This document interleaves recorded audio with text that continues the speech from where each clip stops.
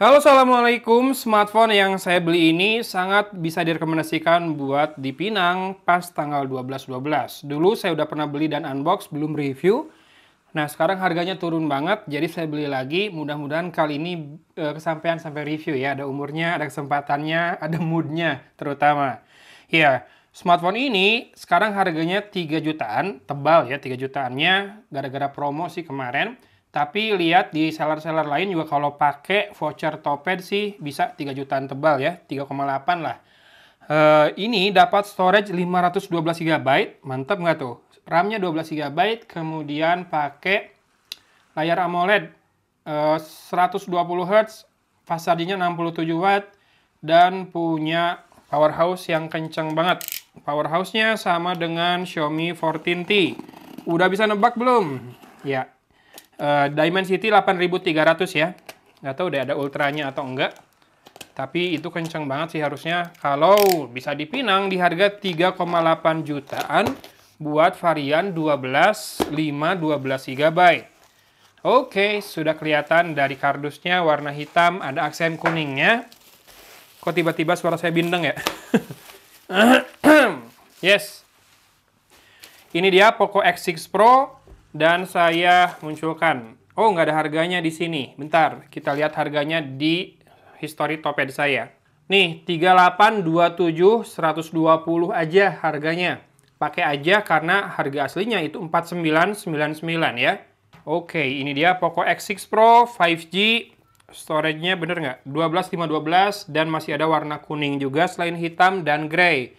Jadi masih lengkap, super lengkap warnanya.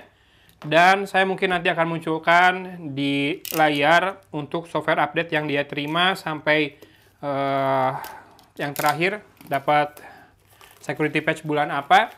Ada kemungkinan rada telat karena nggak usah Poco, Xiaomi aja, Redmi atau Xiaomi juga suka rada telat dibandingkan brand lain ya.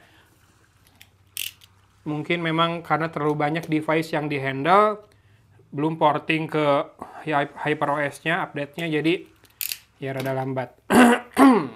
Oke, kalau dibandingkan dengan Mi 14T, ini kameranya harusnya lebih inferior, tapi tetap ada OIS 64 megapiksel, kemudian ya ini 8300 Ultra, tetap prosesornya 5000 mAh 67 Watt, harusnya bisa pakai powerbank CuKTeh juga. Saya munculkan deh produknya, CuKTeh powerbank yang bisa ngangkat smartphone Xiaomi yang 67 Watt sampai yang 90 Watt juga bisa. Crystal Res 120 Hz, Flow AMOLED. Oke, apalagi yang mau dibahas, ada high-res audio. Kita langsung saja cek lagi isi di dalam paket penjualannya. Wajib ya, setiap beli smartphone, bikin dokumentasi unboxing walaupun sederhana. Ini ada pembatas buku, pokoknya beraksi, jadi nggak cuma gimmick, tapi bisa berfungsi juga. Kemudian ada SIM tray ejector, bentuknya bundar, bolong. Kemudian dapat, ya kalau nggak salah ingat sih dapat soft case warna abu solid ya. Jadinya nabrak sama warna body kuningnya. Dapat stiker set, kemudian ini panduan memulai cepat dan kartu garansi. Masih ingat nggak review Xiaomi 14T di mana saya bilang Poco X6 Pro desainnya diadopsi sama Mi 14T Pro. Kalau Mi 14T itu ngeadopsi desainnya Poco X6 doang ya. Yang lurus, nggak ada curve-nya di back cover-nya. Kalau ini ada curve-nya dan ada tekstur kulit jeruknya. Fresh banget ya warna kuningnya berpadu dengan hitam. Oh, di frame kameranya juga ada tekstur kayak basah gitu, kayak air masuk. Bener nggak sih? Atau ini air beneran masuk? Tekstur doang ya. Ada tulisan Poco di situ, ada 3 kamera dan 2 LED flash 2 tone. Saya lepaskan dulu stikernya. Ini feels-nya enak banget megangnya. Karena berasa kulit, cuma ya kalau udah pakai casing, ketutup juga ya, ujung-ujungnya tetap kelihatannya hitamnya doang. Ini saya suka juga karena si frame-nya hitam kayak gini. Frame-nya ini dari plastik, ya, bukan dari logam, tidak ada garis antena, di mana di sisi kanan tombol powernya dikasih aksen gold, mantap. Kemudian ada volume rocker di situ, di sisi atas lengkap ada mikrofon, infrared blaster, speaker grill, kemudian di sisi kiri kosong melompong. Frame-nya lurus, tapi back cover-nya masih ada curve-nya, jadi masih menyembul. Kemudian layarnya datar sih, paling tepiannya agak 2.5D, sudah terpasang anti gores juga. Di sisi bawah ada SIM tray, mikrofon, port Type-C, dan speaker grill berupa 5 buah lubang. Kita buka sedikit untuk SIM tray-nya. Harusnya sih 512, nggak usah tambah micro SD lagi ya. Emang mau ngisi apa sih ke smartphone? Yes, sandwich, dan hanya ada 2 nano SIM card di slotnya. Sekarang kita nyalakan, sambil nanti kita cek kelengkapan di bawah. Poco. Poco berada di atas iPhone. Iya, kemudian ini ada kabel data atau kabel charging tipe A ke tipe C. Aksennya warna orange, biasanya saya nggak pakai, tapi Xiaomi charger dan kabelnya harus yang bawaan kalau mau ngecasnya cepet banget ya. Ini 67 watt, cuma sejak punya powerbank cuk teh, saya nggak khawatir lagi dengan charger. Pakai powerbank aja lah di luaran sana, daripada bawa-bawa charger. Kalau di meja saya pakai yang gancas aja, 30 watt nggak masalah, udah sabar saya menunggunya. Dan teman-teman bisa lihat bezel bawahnya tipis banget. Enggak sih kalau dibilang simetris dengan yang atas, masih sedikit lebih tebal, sedikit saja, tapi sudah hampir simetris ya, dan super tipis. Ingat harganya sekarang 3,8 jutaan. Saya nggak tahu sih ada masalah apa kok harganya turun banget, tapi mudah-mudahan memang karena diskon aja, karena mungkin penjualan sedang lesu, karena kondisi masyarakat ekonominya melemah, jadi brand-brand pada rebutan ngasih diskon sana-sini biar penjualannya di akhir tahun tetap memenuhi target. Mudah-mudahan ya. Saya akan setup dulu sebentar. A few moments later. Oke, sudah selesai setup HyperOS-nya. Kita segera masuk ke home screen-nya. Oke, wallpaper-nya seperti itu. Dan anti goresnya sudah banyak meninggalkan bekas jari. Mungkin jari saya memang kotor. Kemudian kita akan cek untuk about phone-nya. Nih, dari 512 GB terpakai 28,7 GB. Artinya free-nya itu sekitar 483,3 GB ya, kalau saya nggak salah. Betul, 483,3 GB. Cepat juga ngitungnya. Kemudian ini masih Android 14 dengan security update-nya setahun lalu, 1 Desember 2023. Oh, pantas turun, udah setahun nih. Kemudian apalagi? Detail info and spec, ini dia. RAM-nya 12 GB, masih ada RAM expansion 6 GB, otomatis menyala. Nanti kita matikan. Octa-core maksimal 3,35 GHz ini, Dimensity 8300 Ultra. Oke. Ya, masih Android 14. Dan kita akan connect Wi-Fi dulu ya. Nggak mungkin enggak sih, ini pasti ada software update. Sudah connect Wi-Fi, langsung muncul tombol update di situ. Sebesar 898 MB dan ini Oktober 2024. Langsung ya, loncat. Sekali doang. Baguslah kalau langsung ke yang terakhir, jadi saya nggak usah download berkali-kali, nggak usah screenshot berkali-kali. Oke, kita sambil download update-nya, kita cek sedikit kameranya, walaupun ini masih yang ketinggalan ya, tentu versi kamera yang digunakan. Oke, ada ultra wide 0,6 kali.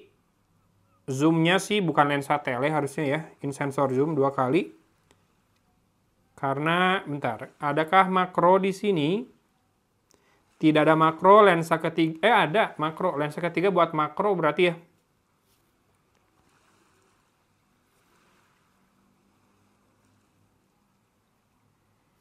Lensanya yang ini, yang makro. Ya, kelihatan ini ultra wide, ini lensa utama, kalau saya nggak salah. Yuk, kita coba lagi. Lensa utama yang bawah.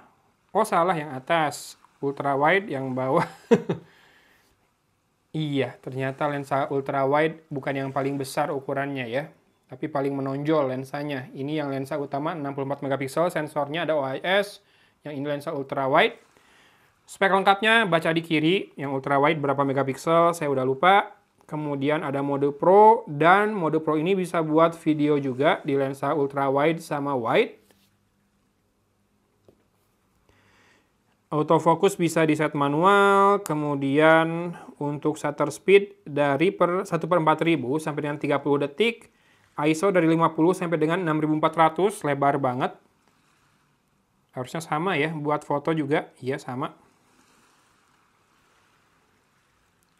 Lalu untuk video bisa rekam sampai 4K. 4K 30 fps atau 24. Full HD bisa 60 fps, tapi kalau HDR menyala di Full HD. Oh, bisa di 4K juga, tapi 30 fps ya. HDR tidak bisa 60 fps. Kemudian steady video ada di sini, tapi maksimal di Full HD 30 fps dan tidak bisa sambil HDR menyala. Ada mode teleprompter juga. Sementara kamera depan bisa Full HD 60 fps. Tapi kalau HDR menyala lagi-lagi Full HD 30 fps ya. Oh enggak, lensa ultrawide tuh Full HD doang. Begitu 4K dia pindah ke lensa utama, tapi lensa ultrawide juga nggak bisa pakai mode HDR, tapi apakah lensa ultrawide bisa pakai steady video? Tidak juga ya. Ini bukan lensa ultrawide.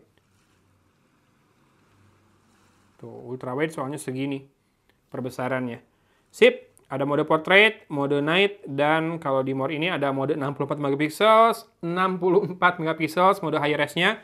Panorama harus download dulu, short film, slow motion, time lapse, long exposure, dan bisa diedit juga. Ya, itu dia kameranya.